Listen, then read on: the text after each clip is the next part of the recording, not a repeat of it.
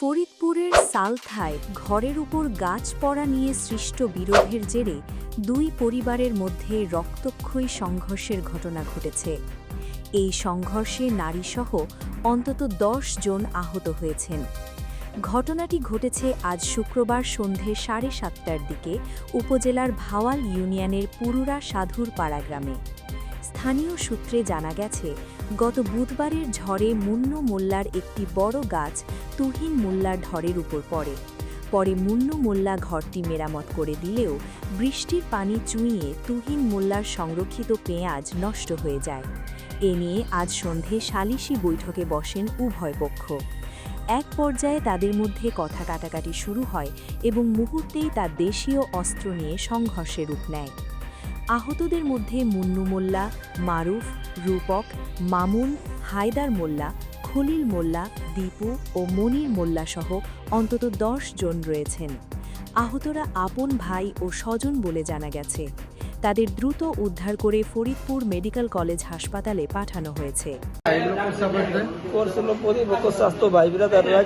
লোকজন খলিল মিলিয়া, তারপরে আছে হলো আলিমুজ্জামান, তুহিন আছে, মনির আছে, মিঠু আছে, হায়দার মোল্লা আছে, এরা মিলাইয়া রান্দাও দিয়ে কুবাইছে। হ্যাঁ, আমাকে পাইয়া একলা পাইয়া কুবাইছে। কুবাইছে হলো ওই আমাদের একটা ওদের একটা টিনের ঘর আছে, বুঝছেন? তা টিনের ঘরটা বৃষ্টিতে ঝড়ে এটা টিন খুলে গেছিল। তা আমরা আবার নতুন একটা টিন নিয়ে তাকে লাগাই দিয়েছিলাম, বুঝছেন? লাগাই দেওয়ার পরে সেটা তাকে পছন্দ হয় নাই, তাই তারা কুবাইছে, বুঝছেন? একটা ছেলে মারুফ, মামুন, হিরুক না রুবু মারুফ। কি নিয়ে আপনার কি জন্য এই ঝামেলাটা কি নিয়ে? ঝামেলাটা এসে ঘরের পর গাছ পড়ছে, কাকো গাছ পড়ছে।